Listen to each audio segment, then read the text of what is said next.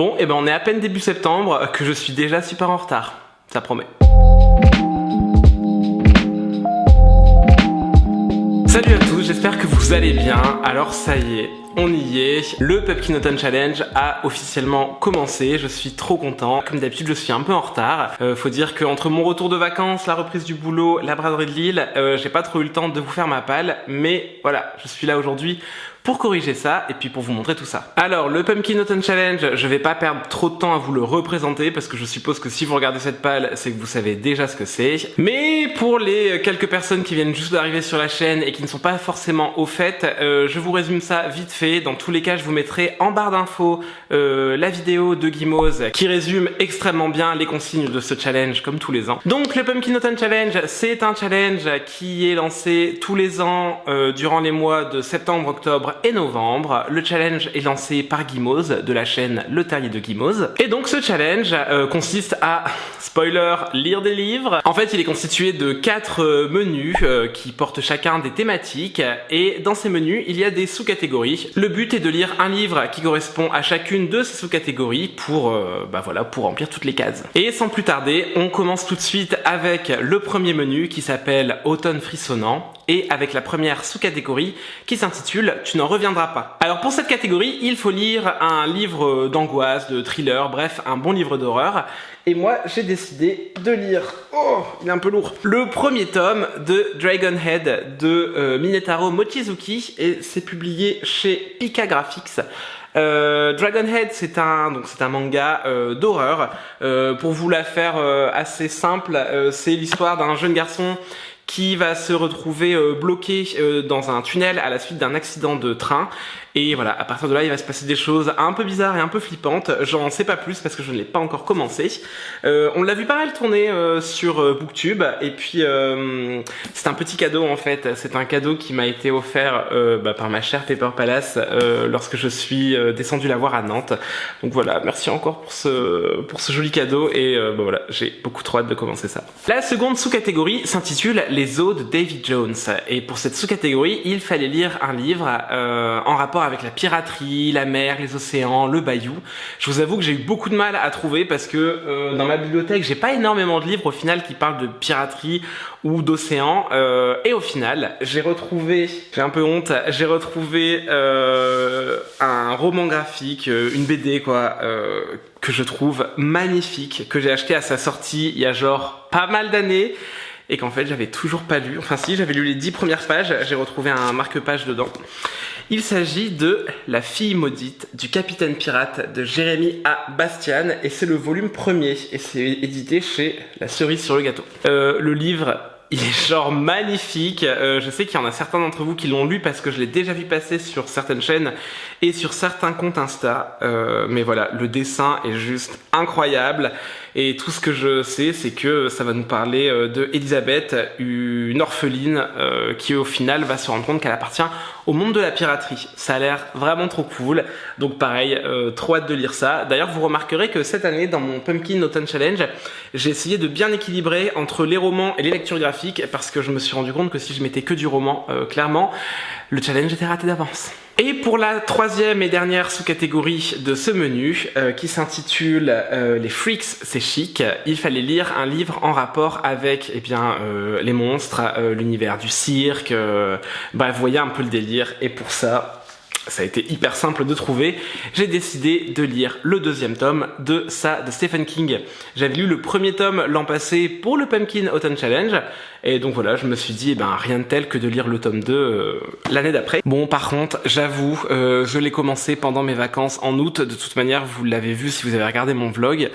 Mais voilà, tant pis, je triche un peu, mais j'avais pas trop le choix. Donc j'en suis déjà à mi-parcours de ce livre, enfin à un peu plus de la moitié. Autant vous dire que je sens le coup de cœur extrême venir. Autant le tome 1 m'avait énormément plu, autant le tome 2 est encore plus haut et voilà, c'est beaucoup trop bien. De toute manière, je vous en reparlerai très bientôt sur la chaîne. J'ai l'impression que c'est flou.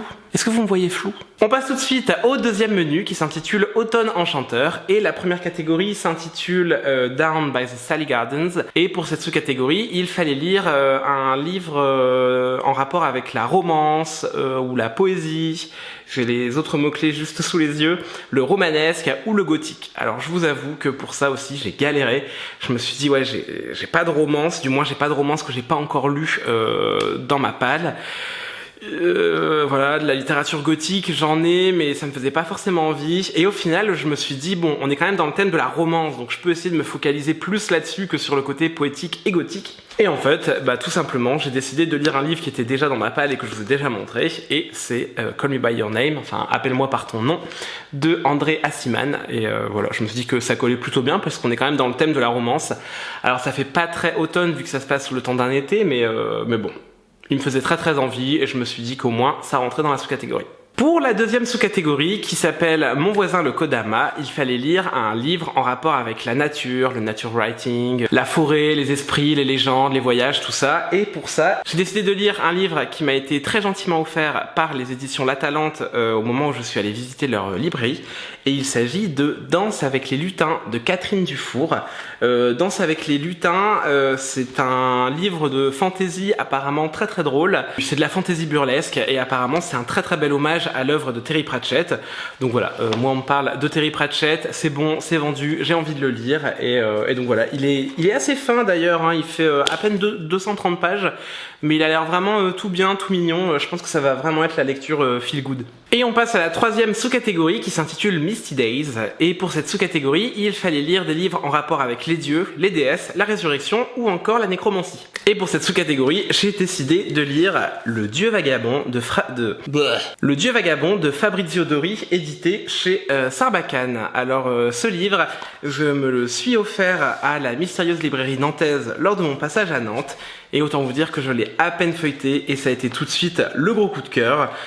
Apparemment, on va suivre l'histoire de Eustis, qui est un vagabond qui appartenait avant à la cour de Dionysos. Mais il s'est retrouvé maudit et condamné à partager le quotidien des mortels jusqu'au jour où il va rencontrer Hécate, qui va lui confier une quête qu'il va donc mener à bien. Je vous avoue qu'en le feuilletant, je me suis rendu compte qu'il y avait plein de références à plein de peintres.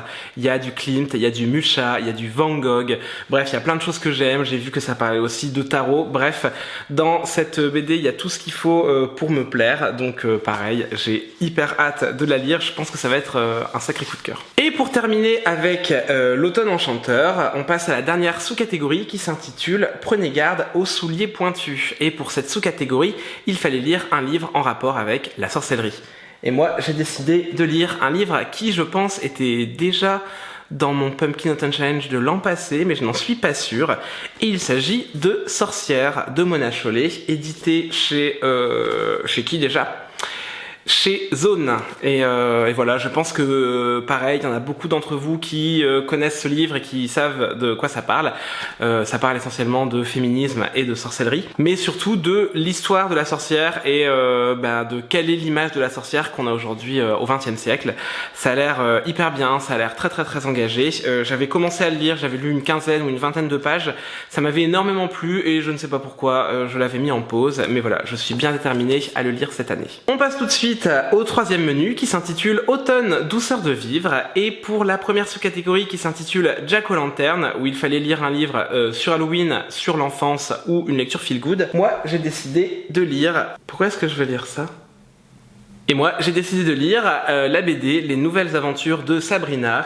C'est la BD qui a inspiré la série sur Netflix que personnellement j'ai juste adoré. Et voilà, je trouvais que ça correspondait plutôt bien au thème parce que ça parle de Samin, ça parle voilà donc des fêtes païennes, ça parle de sorcières. Alors je ne sais pas si dans le bouquin ça parle d'Halloween, mais la série commence sur la cérémonie de Samin et d'Halloween. Donc voilà, je me suis dit que ça rentrait plutôt bien. Et pareil, trop hâte de lire ça et puis ça va me faire patienter en attendant la saison 3 que j'ai vraiment beaucoup trop hâte de voir venir sur Netflix. Pour la deuxième sous-catégorie qui s'intitule L'autre mère, il faut lire un livre qui parle de faux semblants, d'amitié, de famille, de tromperie, bref, vous voyez un petit peu le délire. Et j'ai décidé non pas de faire une lecture mais une relecture et je pense qu'on est plutôt pas mal à vouloir faire cette relecture. Et j'ai donc décidé, oh putain rien que de le tenir dans les mains j'ai trop hâte de le lire, j'ai décidé de relire La Mémoire de Babel de Christelle Dabos. Pourquoi ? Eh bien parce que voilà, le quatrième et dernier tome de La Passe Miroir sort en novembre, donc voilà, il faut juste absolument que je relise le tome 3 avant de lire le 4. J'aurais bien aimé relire l'intégralité de la saga. mais je sais d'avance que j'y arriverai pas et que j'aurai pas le temps, donc je me suis dit on va au moins relire le tome 3. Et pour la dernière sous-catégorie qui s'intitule un cinnamon roll et un chai latte, à emporter s'il vous plaît, il faut lire une nouvelle ou un recueil de nouvelles. Et là, je vous avoue que le choix a été juste méga ardu.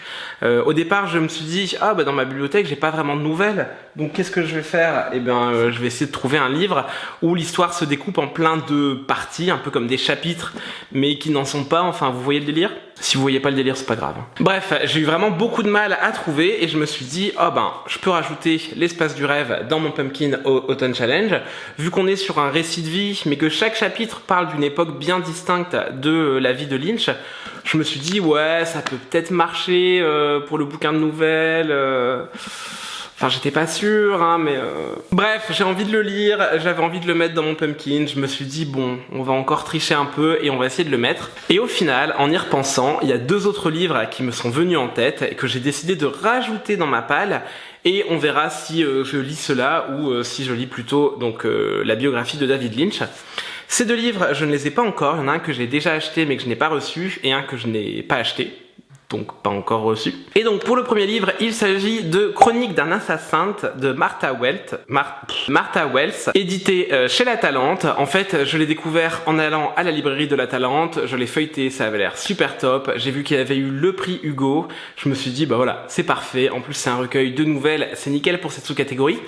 Je ne l'ai pas encore acheté, on verra si je me le prends, mais en tout cas elle me fait vraiment très envie. Et le 3e livre que j'ai sélectionné pour cette sous-catégorie, il s'agit de Alma de Tarmaz, publié aux éditions Même Pas Mal. En fait, Tarmaz avait lancé un Ulule pour financer la création de cette bande dessinée. Elle rassemble plusieurs nouvelles autour d'une même sorcière qui s'appelle Alma. Apparemment le livre est en ce moment même chez l'imprimeur et tous les gens qui ont participé au Ulule devraient le recevoir courant octobre. Donc je me dis pareil, si je le reçois en octobre, et ben ça sera parfait et je pourrai lire ça pour remplir cette sous-catégorie. Est-ce que vous avez vu mon petit carnet? Il est pas genre trop mignon? Et donc on passe au 3e menu qui s'intitule Automne Astral et pour la première sous-catégorie qui s'intitule You're Just As Sane As I... You're Just As Sane... C'est impossible à dire. You're Just As Sane As I Am. Il fallait lire un livre sur la lune, les étoiles, l'astronomie ou l'astrologie. Alors pareil, j'ai eu énormément de mal à trouver un livre, bien que le thème m'inspire énormément. Et je me suis dit, putain, j'ai pas vraiment de livre voilà, sur l'astrologie, l'astronomie, les étoiles. Et donc j'ai creusé un petit peu dans cette sous-catégorie. Je me suis dit, bon, ça parle des étoiles et de la lune. Quel est le meilleur moment pour regarder les étoiles et la lune? Et ben c'est la nuit. Et donc je me suis dit que c'était parfait pour lire Comment le dire à la nuit de Vincent Tassi. Bon alors ok, j'avoue, je suis allé chercher ce truc un petit peu loin, mais que voulez-vous, la fin justifie les moyens. Alors pareil, il me semble que Comment le dire à la nuit, il était déjà dans mon Pumpkin Autumn Challenge de l'année dernière, j'en suis pas sûr, mais je crois vraiment. Donc autant vous dire que ça fait un petit moment que je me traîne aussi ce livre dans ma palle et je me suis dit bon Quentin t'abuses, il est vraiment temps de le lire. Donc voilà, pareil, je l'ai ajouté, j'espère que je pourrai le lire parce que là ça fait quand même pas mal de livres pour une palle. Mais bon, hein, plus on est de fous, plus on lit. Et on passe à la 2e sous-catégorie qui s'intitule Rêvons-nous de moutons électriques. Pour cette sous-catégorie, il fallait lire un livre en rapport avec le rêve, la science-fiction, le post-apocalyptique ou les androïdes. Et là pareil, j'ai eu énormément de mal à faire un choix et donc j'ai sélectionné 3 livres. Je me fatigue. Donc je vous présente les 3 rapidement. Le premier s'intitule Les machines fantômes de Olivier Paquet. C'est un livre, encore une fois, qui m'a été offert par les éditions La Talente. Je les aime vraiment d'amour, ceux-là. Où on va suivre 4 profils différents. Il me semble qu'il y a un mannequin ou un truc comme ça. Non, un trader, une chanteuse pop, un ancien tireur d'élite et une joueuse de jeux vidéo multijoueur. Apparemment ces 4 personnes vont se rendre compte qu'ils sont prisonniers d'un monde. Alors je sais pas si on parle de notre monde ou d'autre chose. Bref, le résumé est assez obscur. Tout ce que je sais, c'est qu'ils vont faire la connaissance d'une personne qui va leur ouvrir les yeux sur le monde et essayer de les sortir de là. Et voilà, j'en sais vraiment pas plus. Ça m'intrigue vraiment beaucoup. Il vient tout juste de sortir d'ailleurs. Et voilà, j'ai très envie de me plonger là-dedans et on verra ce que ça donne. Le 2e livre que j'ai sélectionné pour cette sous-catégorie sur la science-fiction, c'est Les Furtifs de Alain Damasio. Alors pareil, là ça commence à faire pas mal de fois que je vous le montre sur la chaîne et je n'ai toujours pas lu. Ça commence à faire long, surtout que voilà, j'ai vraiment trop envie de le lire, mais à chaque fois j'ai d'autres lectures en cours. Donc bah pareil, je l'ai rajouté dans le Pumpkin, on verra si j'ai le temps de le lire ou pas. Et le troisième et dernier livre que j'ai ajouté pour cette sous-catégorie, je l'ai ici en physique, mais je vais pas vous le montrer, je vais juste vous donner le titre. Il s'agit de La Nuit des Temps de René Barjavel. C'est un grand classique que certainement beaucoup d'entre vous ont lu. Mais voilà, en fait, j'ai reçu ce livre. J'ai pas envie de vous dire tout de suite je l'ai reçu par qui, ni comment, ni quelle édition. Je préfère mettre ça de côté parce que ça va faire l'objet d'une vidéo qui va arriver très très prochainement sur la chaîne. Tout ce que je peux vous dire, c'est que j'ai commencé ma lecture de La Nuit des Temps de Barjavel. D'ailleurs, je l'ai commencé le 1er ou le 2 septembre, donc j'étais pile poil dans le timing du Pumpkin. C'est un livre extrêmement bien, c'est un grand classique de la science-fiction française. Pour l'instant je suis à fond dedans, moi je l'avais encore jamais lu et je vous en reparlerai très très bientôt sur la chaîne et croyez-moi, j'ai vraiment hâte. Et enfin, last but not least, pour la dernière sous-catégorie de ce dernier menu automne astral, qui s'intitule donc Songe d'une nuit d'automne, il faut lire un livre aux couleurs de la nuit. Alors la nuit, voilà, c'est un peu noir, c'est bleu, c'est un peu mauve, voilà. Et je vous avoue que j'ai pris un livre qui m'arrangeait un peu, un livre dont la couverture est bleue, mais elle est pas trop bleu nuit, elle est un peu bleu ciel. Donc j'espère que vous ne m'en voudrez pas trop. Après, comme je le dis à chaque fois, hein, ma chaîne, mes règles, donc ne m'embêtez pas. Mais j'ai décidé d'ajouter La Voix des Rois, tome 2, donc la deuxième partie du premier tome des archives de Rochard, parce que voilà, il était absolument impensable que je ne mette pas les archives de Rochard dans mon Pumpkin Autumn Challenge, vu que depuis que j'ai fermé la dernière page de la première partie du premier tome, je ne fais que de penser à lire la suite. Donc voilà, hop, il est dedans. Alors certes, ça fait pas très bleu nuit, mais c'est quand même un peu bleu. Bon, et bah voilà, c'est tout pour ma très grosse palle du Pumpkin Autumn Challenge. Palle qui compose donc 1, 2, 3, 4, 5, 6, 7, 8... Palle qui est donc composée de 17 livres. Si j'arrive à lire 17 livres en 3 mois, alors que genre j'ai même pas dû en lire 20 sur les 6 premiers mois de l'année, ça relèverait quand même du miracle. Mais bon, hein, on verra bien ce que ça donne. Tout ce que je sais, c'est que je suis genre méga motivé et méga hypé cette année. Alors j'étais déjà à fond dedans l'an passé, mais voilà, l'an passé c'était mon premier Pumpkin, j'étais pas encore très sûr de ce que je faisais, et là autant vous dire que voilà, je veux le réussir, je suis ultra motivé. En ce moment je suis donc dans ma lecture de ça de Stephen King. En parallèle je lis La Nuit des Temps de Barjavel, et je pense que je risque très fortement de commencer ce soir Dragonhead. Donc voilà, je suis pas trop en retard, en même temps je suis pas trop en avance non plus. J'aimerais bien réussir à terminer un livre d'ici la fin de la semaine, on verra bien. Là-dessus, je vous laisse, je vous souhaite un excellent Pumpkin Autumn Challenge et on se revoit très bientôt sur la chaîne parce que j'ai plein d'idées, il y a plein de nouveautés qui vont arriver et j'espère que ça vous plaira. Allez, à très bientôt, ciao.